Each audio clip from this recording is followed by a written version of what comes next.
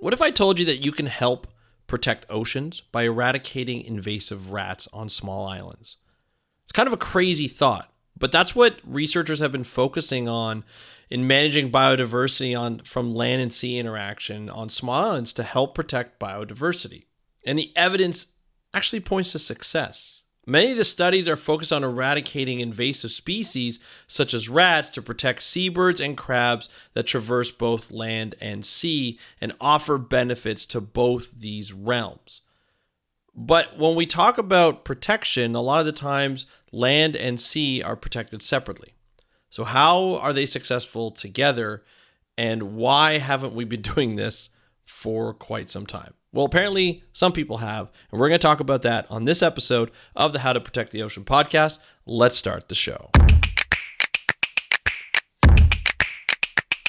Hey everybody, welcome back to another exciting episode of How to Protect the Ocean. I am your host, Andrew Lewin, and this is the podcast where you find out what's happening in the ocean, how you can speak up for the ocean, and what you can do to live for a better ocean by taking action. For some reason, that took me a lot of times to say, and I had to edit some of those out. You don't hear that because I do a pretty good job of editing the audio out. But I'm excited for today's episode because we're going to talk about rats. Yeah, that's right. You didn't think that we'd be talking about rats on an ocean podcast. No, probably not. But that's how we help protect oceans in small islands when we look at a land and sea interaction. And this is always the interesting aspect here is land and sea. And we're going to get into it in a little bit, but I wanted to start off by covering the news story that I'm going to be talking about today from Manga Bay News. That's entitled Island Conservation Should Focus on Land-Sea Links for Most Impact. And this is according to a paper, so a new perspective piece in PNAS, which is the Proceedings of the National Academy of Sciences. And essentially, it explores the idea that people, wildlife, and the environment of islands thrive when conservation efforts focus on restoring both land and sea together. One way to restore land and sea connections on islands is to eradicate invasive species such as rats, which can harm native island species like seabirds and crabs.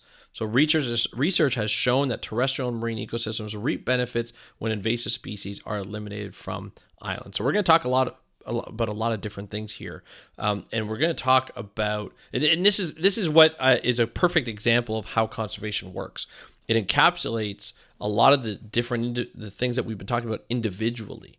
Looking at speaking with indigenous communities, looking at how to protect the ocean, how to protect the land, how those two interact, and about invasive species, which is a common challenge that we face when we look at any land mass or any ocean body that we're living in a globalized world, and we have ships that bring over invasive species unknowingly, and now there are rules and regulations in a lot of the places around the world, a lot of countries around the world, to ensure that we don't we reduce our risk of getting invasive species as much as possible. However, it's not always 100% effective. And so, we need to constantly look at ways to get rid of invasive species before they even enter the waters or enter land, and see how they affect and monitor how they affect the new land that they're in or new ocean that they're in, and also eradicate them as soon as possible. We talked about lionfish. We talked about invasive green crabs on this podcast in the past. We've talked about a number of different species. We've talked about even zebra mussels in the Great Lakes. There's a lot of examples of invasive species who come from another body of water, have been transported over some way or another, usually by shipping, and have come into a new body and succeed because it's just they're new. There are no predators at that point, and they can grow quickly, and that's something that is obviously great for a population. But what's interesting about this story is, we're talking about remote islands. And when we talk about remote islands, when things change quickly. Whether they're changing on land quickly or they're changing in the ocean quickly, we notice a difference. They're smaller, there's less of a population. So when something happens big, like an invasive species or like an influx of plastic pollution or overfishing, we notice a difference almost instantly. and compared to something that happens along the coast of the U.S. coast, the U.S. West Coast or the Canadian West Coast. It's such a large body of water, such a large piece of land that you may not see the changes unless they're really abrupt. Or even if it's an invasive species, it may not have the same catastrophic effect as it might on an island, a small island. And so this story starts off, which I think is really interesting, talking about the Palmyra Atoll, a remote island in the Central Pacific Ocean. And it talked about a scientist, Stuart Sandin, his first impression of the island in 2004, essentially was troubled. He said, there were seabirds, but the presence was fragmented, likely because of the rats that had hitched a ride on a boat on board military ships and invaded the atoll during World War II. On walks through the forest, Sandin found broken eggshells and bird skeletons, evidence of rat predation. But when the conservation experts worked to eradicate the rats from Palmyra Atoll in 2011, the island and surrounding sea started to change.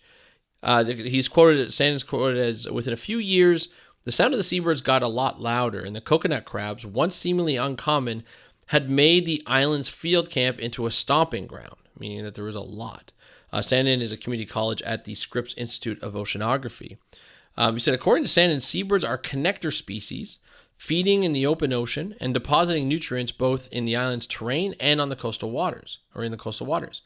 In other words, seabirds create a vital link between land and sea, strengthening the overall island ecosystem. And we've seen this a lot with seabirds. We rarely talk about seabirds on this podcast because I never know enough experts to talk about them, and I don't know a lot about seabirds, but they are that true connection between the land and the sea. Seabirds are known for feeding and spending a lot of the time at sea, predating, and then they will come back and nest or rest on land. Whether it be in trees, whether it be along cliffs, it all depends.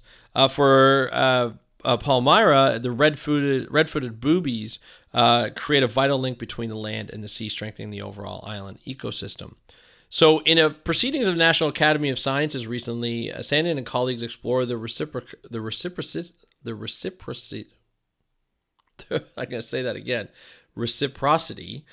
between land and sea on the islands. So he said they looked at a number of just existing research going back, the last 10 to 20 years. They argue that the island's wildlife, ecosystems, and even people can thrive when conservation efforts focus on restoring both land and sea together. And you're probably wondering, that makes sense. And yes, it does. It definitely makes sense. Land and sea are connecting. You have to have a coastline of land and sea. You have animals that will connect the land and the sea, seabirds, crabs, and so forth. And so why have we been focusing on separate realms, land, sea, and even freshwater? And when I grew up in this sort of field, the management practices and the conservation tools changed when you changed realms. So land protected areas was different from marine and freshwater protected areas, right? There were different types of management because there's different types of species. But when you talk about marine protected areas and in the water, you don't really have physical boundaries. Where on land, you can actually have physical boundaries, and more, you see more, you're exploring more. So you have more advantage of knowing what's in a specific boundary, what's in a specific area, whether it's protected or not. Compared to the ocean or even fresh water, you have to do a lot more exploration, which is a lot more expensive, right? And so when we talked about management, and when I grew up, you couldn't use you could use the same principles, but not the same tools of management that you would use on land compared to marine and fresh water. They were very, very different. So when we talked about marine, you had marine scientists, you had terrestrial scientists, you had freshwater scientists. They didn't interact as much, especially when it comes to conservation. The only time where I really see interaction, and that was later on in my career, was when we talked about watersheds, so freshwater, and then the land and the river systems that fed into the lake body or estuary even. And so you have these separate management meetings and workshops and everything, and then when they wanted to put a whole a whole program together, maybe then is when you would bring in all the different experts, land, sea, and freshwater, and then they would talk and they would kind of hash something out. But a lot of the times they were never in the same room, or I never saw them in the same room.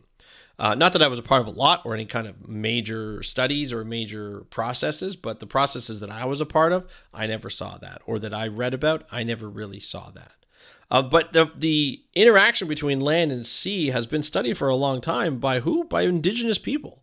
They've been focusing on land and sea interaction for centuries. And the paper even says we need to listen to them more, conservationists and researchers and scientists, that is. We need to have an understanding of how, for centuries, they manage their land, their sea, throughout their lives, so that, you look at a lot of indigenous people culture, the environment played a vital role in the culture. They respected the environment because the environment gave back to them. And so them giving to the environment was this relationship that they enjoyed. And so they protected the environment. They didn't overfish. They didn't get greedy. They had stories to tell people, to tell children and tell young adults of, what would happen is if you did do all these things, if you did get greedy, and if you did disrespect the environment that they lived in, that provided them with so much. And so the first step, researchers and conservationists and scientists need to take is to engage and offer maybe help, but really listen to indigenous people during these processes, during the conservation and management processes. And you're probably saying, well, why would we have to listen to them? Because a lot of times, what would happen in the past during like protected area studies or management practices is you'd have these large NGOs or even governments that would come in and be like, okay, this is how we're going to protect your land, and we're going to protect your ocean, and we're going to protect your fresh water. But the indigenous people just didn't like that. It's a huge disrespect. It's like, we've been taking care of this area for centuries. And all of a sudden you're going to come in here thinking you know best. You don't know the land. You don't know the ocean. You don't know the fresh water. You don't know how they interact. We've been doing this forever. And here you come in thinking that you know all based on your theories and everything. Not one thing applies to all. Every small island is unique in their culture, in their topography, in their coastline complexity. It's a very different way of looking at things. And so one of the major points of this article was to say, let's listen to indigenous people a little bit more. They've been doing this for a long time, and we need to understand how they did it so that we can complement that, or even just let them do what they need to do and provide any resources that they may need, that they may request. But we haven't been focusing on this interaction and the land and sea interaction. I think we do need to focus on it, especially those animals that can connect, the land and the sea, like seabirds and crabs. But to sort of cap things off here, when we talk about land and sea interactions and small islands and being, or actually I didn't even talk about the invasive species. Sorry. When we look at invasive species, especially in small islands, they have been devastating. You've probably seen the Simpsons episode where a frog got, added to a plane. And I forget the scenario. It's been a long time since I've watched The Simpsons, but I always remember this. And a specific species of frog got added to a plane that was headed over to Australia from the U.S. It was probably Homer or somebody who did it, or Bart or whatever who did it. But when the plane got there, the frog came out, and it ended up, I don't know if it was two frogs or what, but it ended up reproducing, and it went all over, Australia. And Australia is one big island. But it's huge. It's massive. It's a continent. It's huge. So invasive species, although it can affect a lot of the things that are around there, it does not necessarily affect it as quickly as other small island states, right? Or even areas. We've seen Florida get hit by pythons, that were eventually one was a pet at one point. One was a pet. And so people who had pythons as pets realized, hey, these pythons are growing pretty big. They can be pretty dangerous.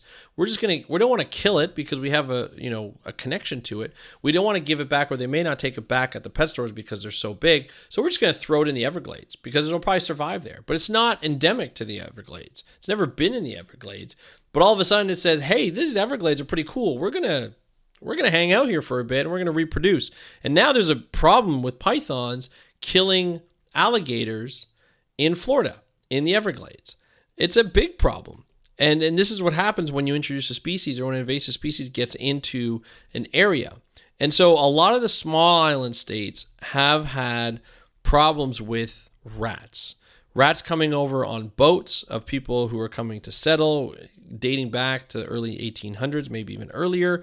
And so when you have a problem with, an invasive species, especially like something like a rat that can do well in almost any area, they're going to feed on anything. They are very, very good scroungers. And so in the cases of Palmyra Atoll, they started feeding on eggs of birds and birds itself and crabs that went from land to the sea. Now, these birds offered a lot of, as I mentioned, a lot of benefit to both the land and the sea.